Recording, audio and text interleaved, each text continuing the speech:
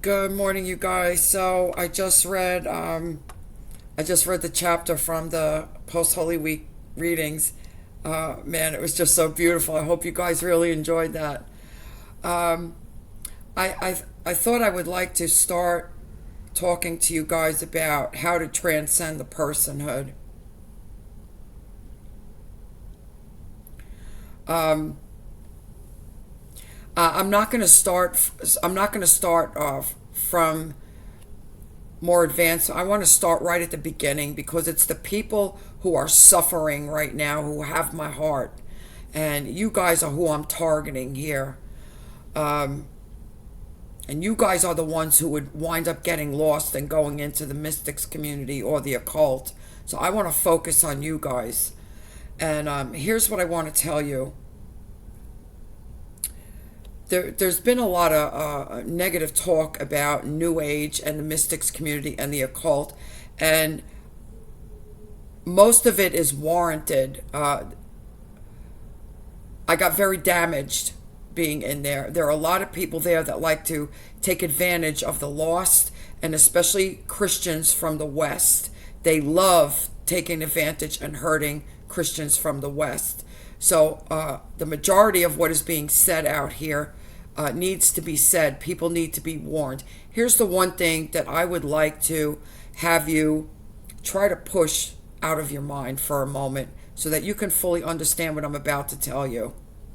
There's been some negative talk out here about meditation. And I have really come back on this. And it's because of my own experience on my path that I know that meditation has literally helped to save my life.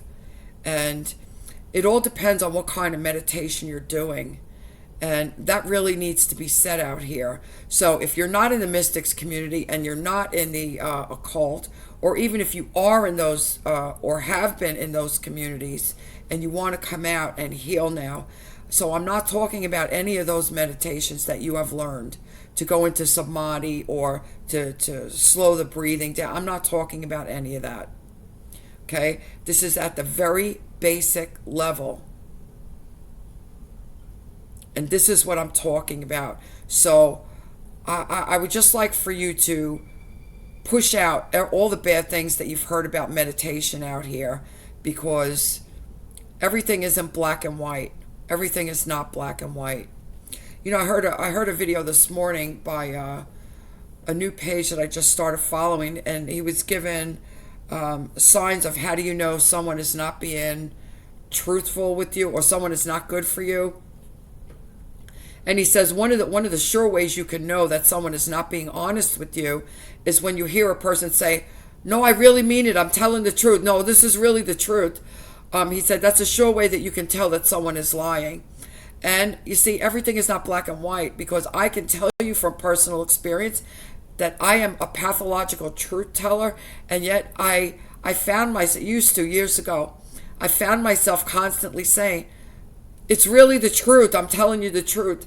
And the reason being was because I was constantly surrounded by pathological narcissists who were gaslighting me constantly, trying to make me believe that they didn't believe anything I said and that I was a liar and I was psychotic. And so you understand where I'm going with this. Nothing is black and white ever. Nothing is black and white ever. And we have to build up our discernment. Okay? So now, having said that, I want to give you step-by-step instructions on how to start cleaning out your inner space and allowing God to enter you. That's what I want to start doing in this video. And I will continue from here. Okay? Now, I want you to understand that everything I'm going to say to you is from my own experience, and I'm speaking to you on a spiritual level. I'm not speaking to you as a mental health professional, a psychologist, a counselor, a therapist, none of these things. I'm not licensed in this area. I'm speaking to you totally from a spiritual level and relaying my own experiences on what I have done on this path that has helped me open up my inner space. Okay? So, if you watched my video yesterday, you heard me tell you that when I was first shattered, this is a term that those in the narcissistic abuse community use to describe the feeling that we have when it's literally a nervous breakdown. Our whole world, our spiritual self, our physical self, our soul, we feel we've just been soul murdered, and we're shattered in a million pieces. And that is the term you hear all the time. We're shattered. And when that happened, when that shattering happened to me, I explained to you that I started feeling energy in the heart center. And it started out very small, and it got bigger and bigger and bigger and bigger. And I felt like it was literally going to explode out of my chest. And I didn't know what to do. I had never learned anything about energy, although I was able to feel other people's energy. And yet at that point, I still didn't even know what that was. Okay? So many things I didn't know. So what I want you to understand, without being sidetracked by all of this negative stuff being spoken about New Age, emotions are energy. This is exactly what that ball of energy was in the heart center here. It was emotions. Because I was dissociated from my emotions, I was unable to process my emotions. I was unable to feel my emotions. And I needed that guided meditation to bring me to hysterical crying, tears, to the point that I thought I was going into an asthma attack. That's how I cried. From my soul, I cried. I threw myself on the floor. I was screaming at the top of my lungs and just begging God to take me home. I did not want to be here anymore. Because I was not connected to my emotions, and I had no way to release these emotions, didn't know how. The energy was building up, and right here in the heart center, this should tell you something very important here. It was right here in the heart center. And it was the act of allowing myself to cry and release these emotions that removed that ball of energy from my chest. And the inner space opened. Okay? Now, when I talk about the inner space, what I'm referring to is from below the neck to above the pubic line, right below the lower part of the abdomen. This is what I'm calling the inner space. This is the whole entire place where we hold energy from our emotions, where our emotions are stored here. And you will start to notice, if you have been abused all your life, or you're not able to handle your emotions, you have never learned any healthy coping mechanisms, coping skills, you will start having stomach problems. You might have IBS. You might have colitis. You might have stomach ulcers, Crohn's disease. You might have autoimmune disorders. These are the emotions. And now here's the thing. The emotions are in the personhood aspect of us. The emotions are things that these demons control. And we have to really understand this. The emotions are things that these demons control. As I have experienced, and you guys have witnessed, that day on my birthday, that I went into a massive grief over my children, and it came on out of the blue. I had not experienced grief like that since I was in the dark night of the soul, and it was this demon here that made that happen. So I want you to understand that everything I'm telling you because I know it firsthand. It's not something I've read about. I know it firsthand. So these demons are controlling our emotions. They control what is known as the personhood, the psychological mind, the thoughts, the emotions, and this form. Okay? So, if you're not to a level in vibration where you can interact with these demons, you won't even know that they're here. You will think that it's just you having these bad thoughts because you believe that you are your thoughts at this point. There will come a time where you will see that you are actually witnessing your thoughts. You are not these thoughts, not from the psychological mind. You are not these thoughts. There will come a time where you will be able to see that you can witness these emotions. And these emotions are transient. They come and go. The only thing that is from God is what's here permanently, which is what I call the nothingness. Everything else is from the personhood, and it's transient. That's how you know it's from the personhood. Okay? If someone gives you a present and you just love it, you feel happiness, you can feel ecstatic, you may feel love for the person that gave it to you. If someone hurts your feelings, you may feel anger, you may feel hurt, you may feel sadness, you may start crying, and then someone else will come over and give you a hug. Your emotion will change. It changes by situations. This is how you can understand that it is an emotion. It is transient. It is constantly changing by events that happen in our life, by situation. It is situational. That's how you know it is of the personhood. Okay? Same thing with thoughts. Thoughts, they move like this. They move like this. And what I was told to do, what I was taught to do, was to see thoughts like clouds moving in the sky. They are just moving. And we are actually able to watch these thoughts go by. And how do you understand when you finally, the first day you're finally able to see that you are not your thoughts and you're actually looking at your thoughts, then you can't be that. If you're looking at it, you can't be it. When you finally understand that the first time, your whole entire life is going to change. But before you can get to that point, you've got to clear out some of this inner space here. Okay? So I had to give you that understanding of everything here, and I will get into greater detail on this. So our inner world is the psychological mind, and you hear Jesus say all the time that he has transcended the world. You've heard me say that I have transcended the world. Well, that means I have transcended the psychological mind. I literally have not had a thought in 2 years until very recently. This demon is now shooting me these pornographic thoughts in my head that I now have to bind. Okay? I had not had a thought in 2 years. And none of these Christians out here believed what I was saying because they have never experienced it.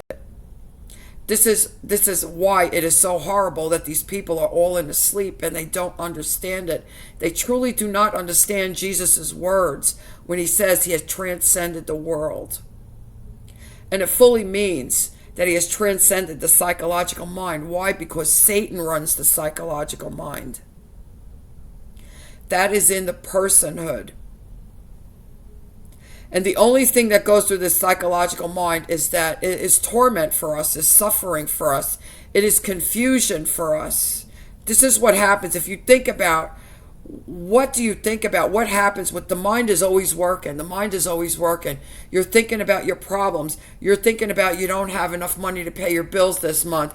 You're thinking about what is my kid doing? Oh, my kid's not performing well in school. There's always torment going on in the psychological mind. Because in the personhood, we'll go to church on Sundays, and that's as far as we allow God in our life, because we feel that we have to take care of everything. And there is no peace with the psychological mind. This is why I'm telling you. Jesus said, the peace he gives, you will never find in the world. The world can never give that to you. And this is what he's saying. This is the world, the psychological mind. You will never have peace with the psychological mind. whatever little bits of peace that you have, even with meditation, whatever little bits of peace that you do have with the psychological mind, as soon as you stop meditating, these thoughts have returned. Okay? So it is transient. So the peace that you have with the psychological mind can be considered an emotion, and it's in the personhood, and is not the peace that Jesus was speaking about. The peace that Jesus was speaking about is here constantly. This is exactly what we were born with. The still inner space, it was expanded and open, and that constant peace. And no thoughts. We had a divine mind. Okay? So, if we understand that we hold our emotions within, I'll say, the trunk of our body, and it will start affecting our organs. A lot of people have anxiety. They'll experience palpitations, all kinds of autoimmune disorders, fibromyalgia, rheumatoid arthritis. Well, you want to understand these demons are controlling the emotions. These demons also create the illnesses. This is why when demons are cast out, these illnesses go. See, this is not by mistake.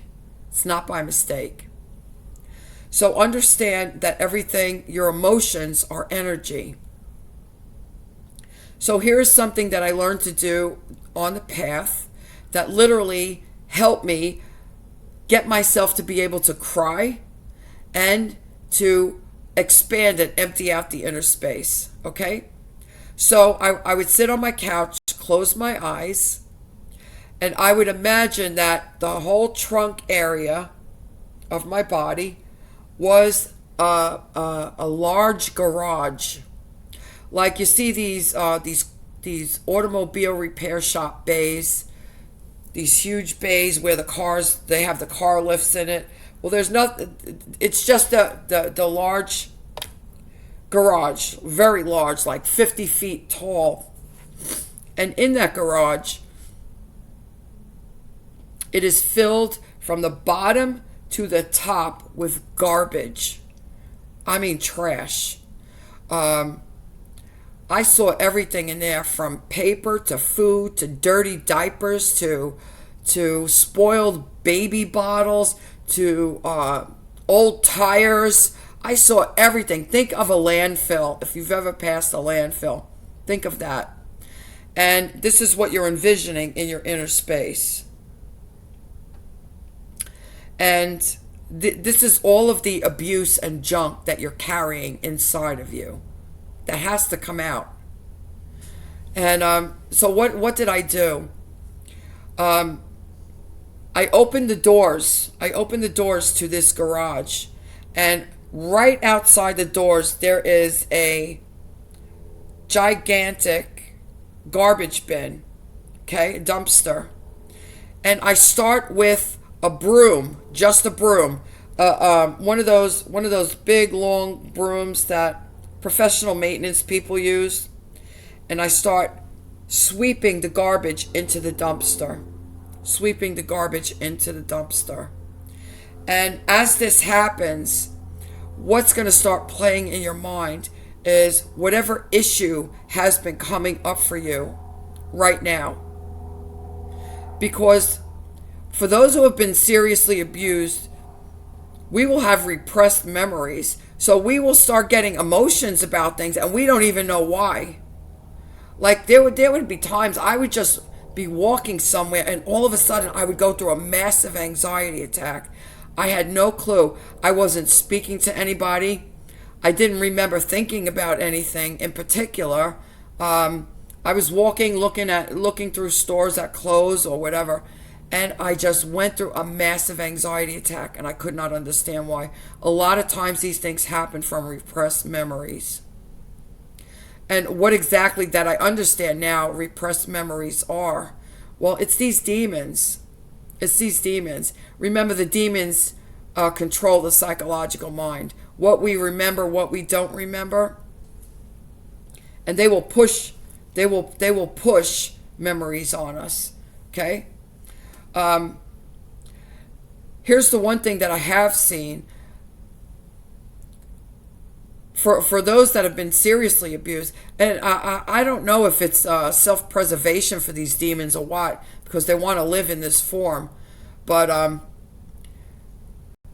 how automatically when something hurts us, when we're used to dissociating, it happens automatically. So I'm literally starting to believe that they're doing this automatically. They know what we can handle because they're living inside of us. And we have no clue that these beings are here. We have no clue. Okay? This whole entire path has been a tremendous eye-opener for me. A tremendous eye-opener for me. And here's the thing that I want to stress upon you guys. You know, I always said that I was the light in the middle of my family. My family was, they were pathological narcissists, all of them. And that I was the light in the middle of that darkness. And that's why I was the scapegoat. And I was never loved by any of them. So I had to create this fantasy world to put goodness onto these people. Well, that's my mother. These are my sisters. Of course I love them. Of course they love me. I used to go around just saying, oh, you know, we're Italian. We yell and we scream at each other, but we love each other. No, that wasn't the truth. That wasn't the truth. And it was when I had the nervous breakdown that the Lord actually allowed me to see. He lifted that veil for me. And I was able to see fully the kind of sleep that I was in and the fantasy world that I was living in. And he allowed me, or made me, see who my family was truly without the blinders on. And man, that was painful. That was one of the most painful things I had to see on that whole path. But that was the crux of what was keeping me in this sleep, because I was crying and yearning for my mother that I never had, crying and yearning for this family that I never had. Well, the truth of the matter is, I was the only one who cared about these people. They never cared about me. And I was living in a fantasy world. And that is some hard truth to have to accept. And these are the things you're going to have to face on this path. This is why I'm saying most of these Christians out here, they have no clue what a spiritual path is all about. This is why they're all still in the sleep. I know I've heard quite a few people out here talk about experiences with the Holy Spirit, and I don't discount their experiences. I see that they are helping people. They are able to teach the Gospels. I do not discount that at all, but what I'm saying is, they're still in the sleep. They're still in the sleep. Regardless of that experience with the Holy Spirit, the full veil has not been lifted from them yet. And it's most likely due to the fact that they have not truly cleaned out the inner space, because it's whatever we hold on, to that helps to keep us in Satan's kingdom, attached to Satan, which helps us stay connected to that ego. We've got to get rid of this junk out of here. So hence, the garage filled to the ceiling with all of this garbage, and you start sweeping everything out into the dumpster until that garage is spick and span. There's not even a speck of dust on the floor. And during this time that you're doing this, your mind will start playing you things. This happens naturally. You do not have to do a thing. This happens naturally. Your mind will start playing you the issues that are tormenting you at this moment. And it will make you cry. It will make you cry. And that's what you need to do if you are dissociated from your emotions. The fact that you were bullied, you were harassed, you were taunted, you were called every bad name in the book. Anytime you ever showed emotion, we stunted our emotions.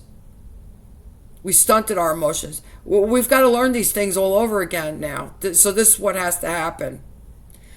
As you continue to do this, you will literally feel your inner space expand.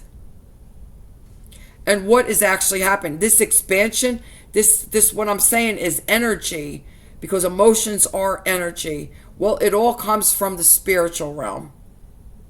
It all comes from the spiritual realm.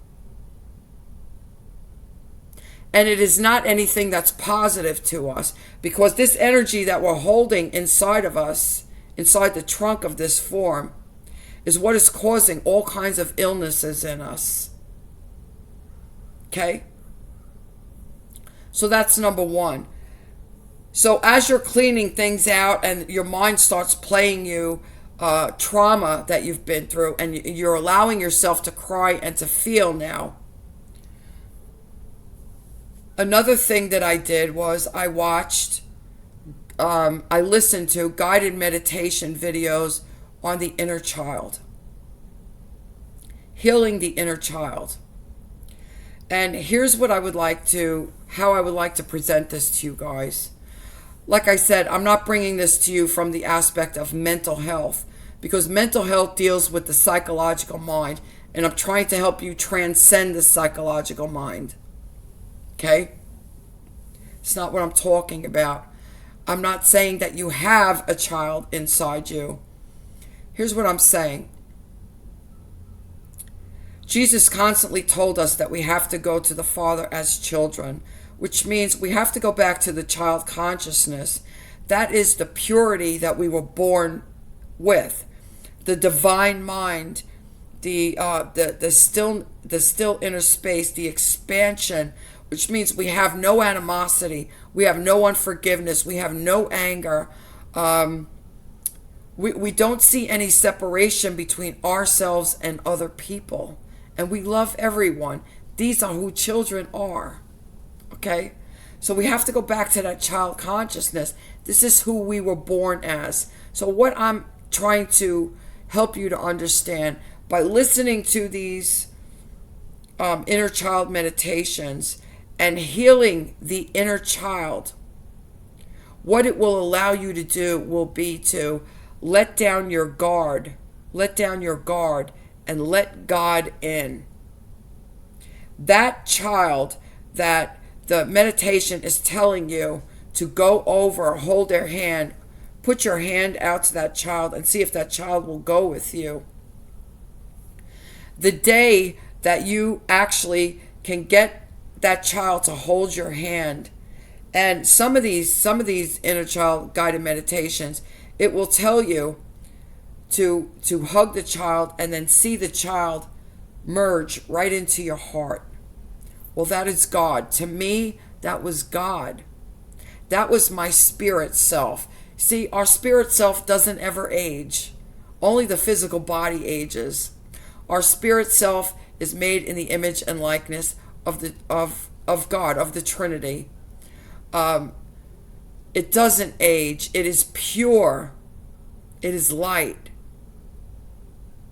This is why we have to go to God as a child. So you understand? So when I speak to you about this inner child stuff, I'm not speaking to you from a mental health perspective regarding the psychological mind, because I want you to transcend the psychological mind.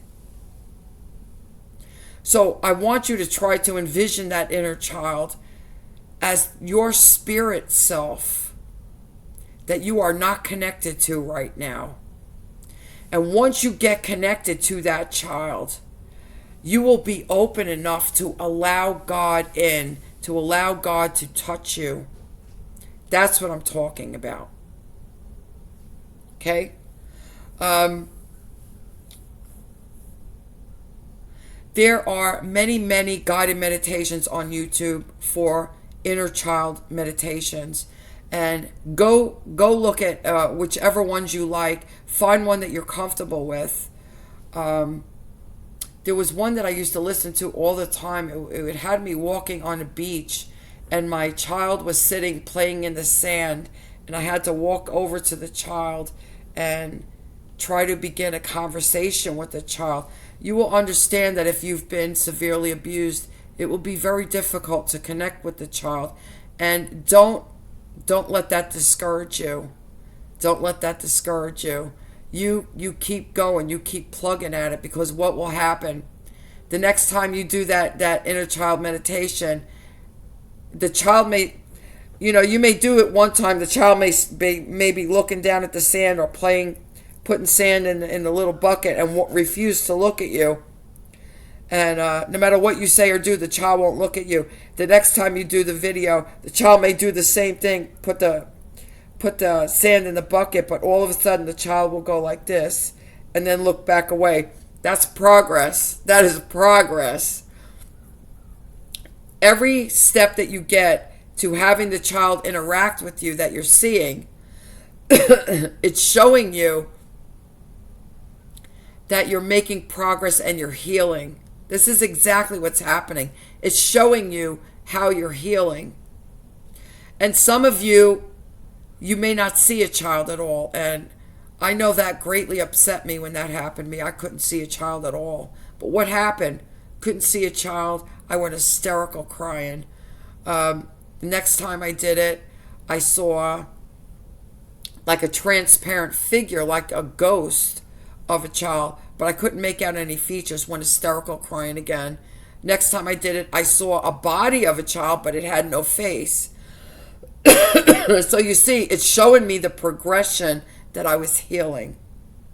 And finally, at the end, I was able to put the child in my heart. From not even being able to see a child to being able to put the child in my heart. And the Lord was here with me, and I felt the Lord here. There was no doubt in my mind. There was no doubt in my mind. So these are the beginning steps. These are the beginning steps. Okay? So to get you guys started, I will go and get one inner child meditation just so that you can get an understanding of what it is. And at this point, you have to understand there's so many things at play here, you guys. There's so many things at play. It's kind of difficult for me to try to explain this to you because I'm looking at it from 80,000 feet and I can see everything. So, excuse me. At this point, you believe you are the psychological mind. You believe these thoughts are you. You believe these emotions are your emotions. And whatever is going to help you, when you're listening to these inner child meditations, if at this point you want to believe it's your younger self, if that's going to help you, then there's nothing wrong with that. There's nothing wrong with that. Because those of us who were abused, our younger selves were very abused and very hurt. So if you want to see that inner child as your younger self at this point, that's perfectly okay. This will help you heal. This will help you cry. And I found the miracle healing tool that God has given every single one of us are tears. Are tears. It cleanses the soul. Do not ever stop yourself from crying. You will find out that this is one of the first things these abusers do is they make fun of you when you cry. Okay? Understand, this is God's healing medicine for us, our tears. And this is what you're going to start doing a lot while you're healing. Okay? At the same time, you should be still, every single day, all day, be looking at aspects of the personhood. Be looking at what concepts are and what concepts you have bought into in your life so that you could transcend them. So you should be doing all of these things at the same time.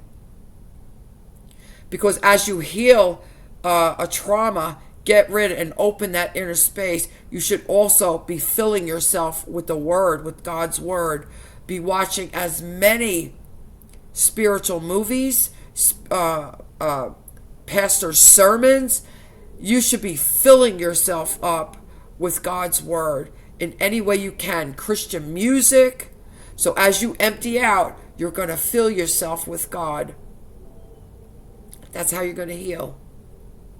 And God is going to move in. God is going to move in. No doubt about it. I promise you that.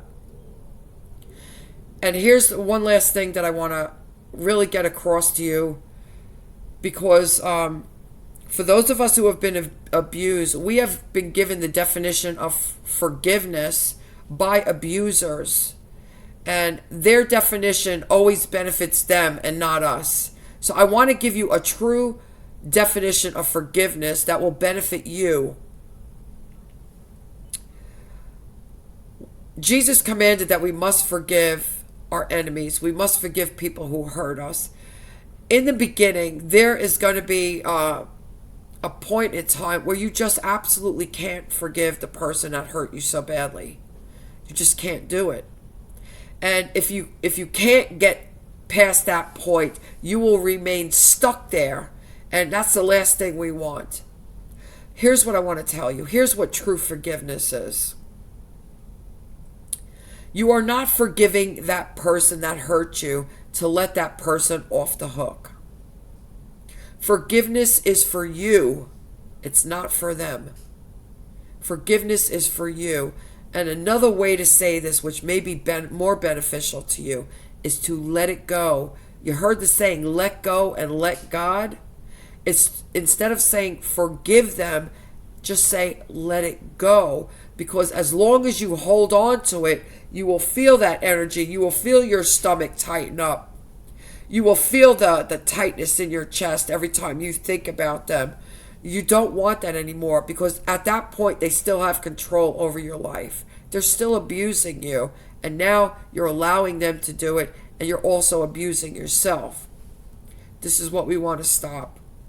And we start beating ourselves up because we are unable to forgive these people, because the pain and torment and torture that they have put us through really is unforgivable. Until we're able to heal a little bit more. Okay? So here's what I want to tell you. In the very beginning, if you are having trouble forgiving the people in your life who have hurt you, that here's one thing that you can do as a stepping stone, okay? Is you pray to God and you say, Father, I've tried so hard to forgive such and such. I can't do it, Father. I can't do it. Please, I'm giving them over to you. I'm handing them over to you, Father, for you to judge them in whatever way that you feel is correct. I don't have it in me. Please help me to change my heart so that I can fully forgive them. In Jesus' mighty name, and then let it go. Let it go. Understand that you have truly given it over. Understand that God is not some fictitious, imaginary character. God is absolutely real. And when you say that to him, and he knows you're trying so hard, he will absolutely take it from you. And you have to give it. You have to give it. Once you give it, you don't go back to the constantly thinking about it. Now you have the tool in your toolbox. You could just say, anoint yourself with the anointing oil and just say, I bind you, because you know it's one of these demons putting this stuff in your head. Okay? I bind you in the mighty name of Jesus Christ. Use every single tool that you have learned on this internet. Use it. Use it. So then what is going to happen as you heal, as you expand your inner space more and more and more and more, as you start seeing the personhood more and more, because you're going to be doing these exercises all day long. Then you're going to be doing introspection to see what behaviors of yours are from the personhood, to understand that you are seeing your thoughts, you are witnessing your emotions. They are coming and going. They do change with situations. And if it's not permanent, it can't be of God. If it's not permanent, it can't be of God. What will start happening? You will start waking up more and more and more and more. And you will be able to see the sleep in people. And it takes some time. I'm not going to tell you that this is a miraculous thing that happens. It takes dedication and it takes hard work. And it really takes wanting to know God as being the primary reason for you being alive. It really does take that. But if you are at that place, God will show you all these things. And you will be able to see the sleep. And what will happen? You will actually begin to feel compassion for these people who have hurt you, because you understand that they are where you used to be, and they're hurting and they're lost, and they're living in fear, and they may have addictions, and they're in the darkness and they're being tormented. You begin to have compassion for people. It doesn't mean that when they hurt you, that you don't get angry or it doesn't bother you. But what starts to happen is you no longer hold on to it. You no longer hold on to it. You may get angry right now, and bam, it's over.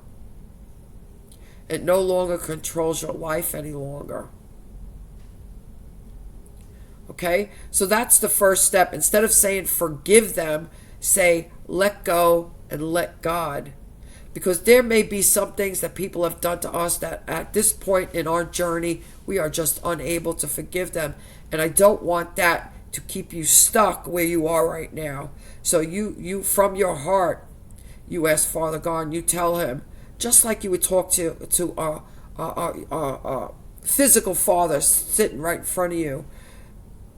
I tried so hard. I really tried so hard to forgive them, Father. I'm unable to at this point. I'm handing this over to you because it's too much for me. It's too much for me. I can't do it. But I'm letting this go, and I'm placing it at your feet, Father, for you to judge this person as you see fit. And I ask that you open my heart and you allow me to be able to let this go and forgive this person as you have commanded me to do. In Jesus' mighty name. And watch what happens. It's a miracle. Watch what happens. Okay? So I'm going to leave this here for right now, because there's a lot of stuff in here, you guys. Listen to this more than once. Listen to this more than once.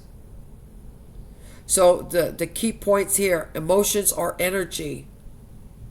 They get trapped in the trunk of our body. It affects our organs. It causes illnesses. It will cause autoimmune diseases. It causes anxiety. It causes mental health problems. These demons are the ones controlling the personhood aspect of us.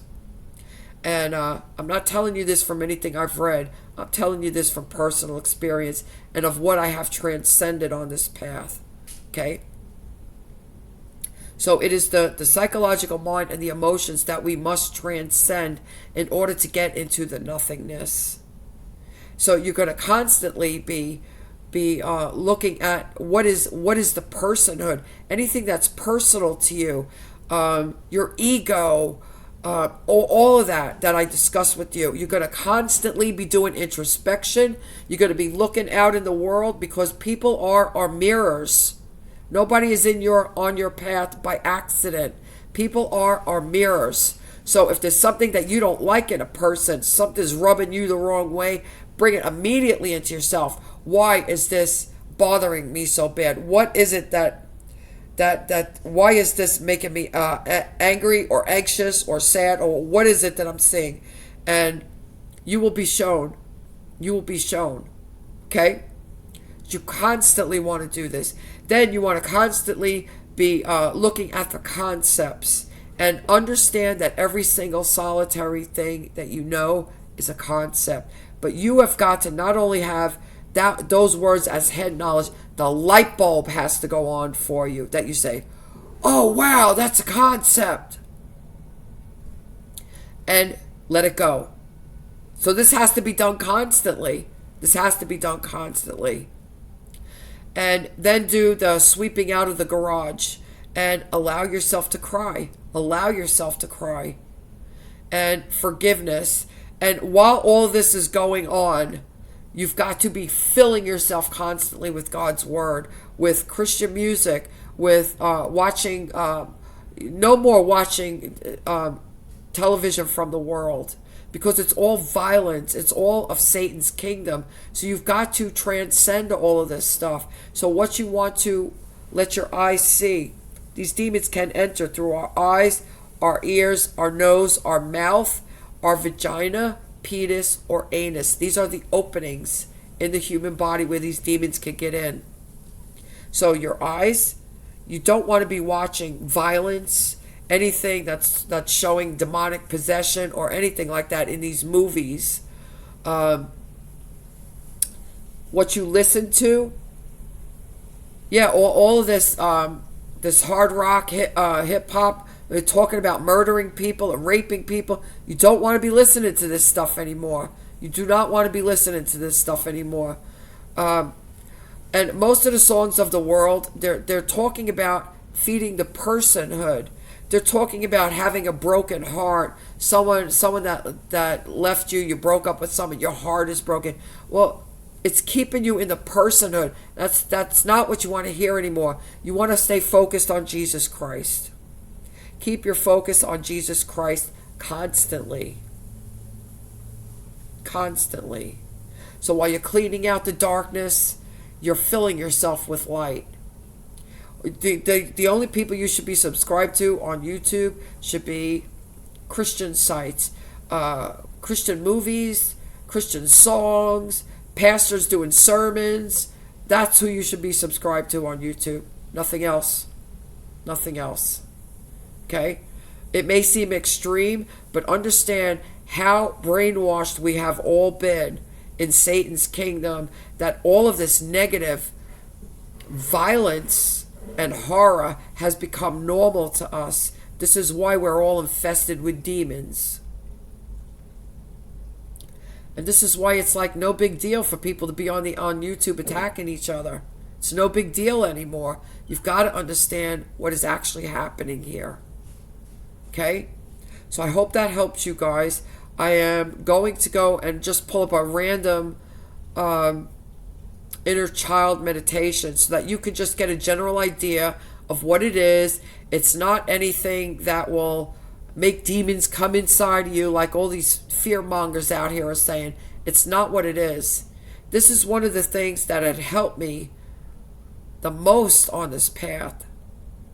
Because once that inner child finally reunites with you, that inner child is the innocent spiritual you.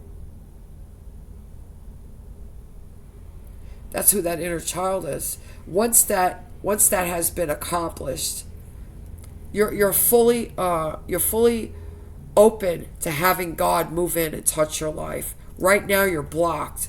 Satan has full control of you right now. You fully believe you are these thoughts. You fully believe you are your emotions. You fully believe you are this body. And you may be angry. You may be dissociated. You may be anxious. You may be on all kinds of psych meds. So many things might be happening in your life. You've got to just do baby steps. But in these baby steps, you're doing it from multiple aspects. Okay? And if you're on psych meds at this point, I would never tell you to stop your psych meds. You have to discuss, if you're going to do this stuff, you have to discuss this with your therapist and your psychiatrist. And I will tell you, I got nothing but praise when I told my therapist what I had done and what I had found on the internet and what I was doing, because in fact they tell their clients to do these same exact things. See, but for me, I had had enough of the abuse of the mental health industry, and I was guided by God, and I know that not all of you are.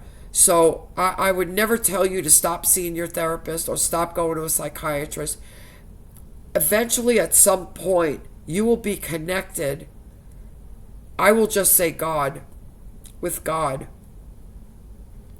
And you will be led as to where you need to go, depending how genuine and earnest you are. Okay? But in the meantime, you have to continue with your psych meds, with your therapist appointments, with your psychiatrist appointments. I would never tell anyone to stop anything. It's not safe. It's not safe because you don't fully understand what's happening yet, and you don't fully understand how to control it yet. So continue with what you're doing right now, and you can just add these things as an extra part to clean out the inner space. And for those of you that are not in counseling, you're not going to therapy, you've been feeling some depression or anxiety, these things will help you also. Because every single person out here has trauma. It just like I tell you all the time, everything is on a spectrum. Everything is on a spectrum. Some of us have had what can be considered minor trauma in our lives, and others have had excruciatingly severe trauma. So it's all on a spectrum. So everybody out here can benefit from these things.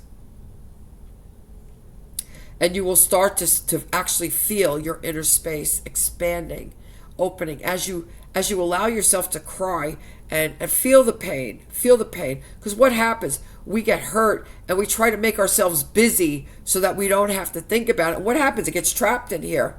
It gets trapped in here. This is what happens. Because we don't want to feel pain. We do not want to feel pain. And the truth of the matter is, you got to feel it to heal it. So this is what all of these things help us to do. Okay? So that's the beginning steps. And I will reiterate one more time. No one out here should ever stop their psych meds without consulting with your doctor first. And I say this very, very strongly. Because what will happen as you're going through this healing, you may be experiencing emotions that you've never experienced before because you were dissociated. It may become overwhelming to you, and you may begin to have suicidal ideations, and a lot of things may happen. So you really need to discuss all of this with your therapist.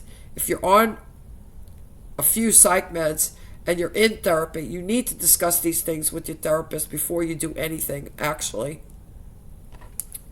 I would never tell you to stop your psych meds. My situation, I have to tell you, was totally supernatural. So I can't fully say follow the way I did it because my situation was supernatural. And I understand that not everyone is going through this. So you all, as with everything on this internet, hear what I just said and take what will benefit you. Take what will benefit you and leave the rest. I used to say that all the time. Take what you want and leave the rest. Because there will be people from different situations that will benefit from different aspects of what I just said in this video. Okay? So you guys have a blessed day. I hope this helps you.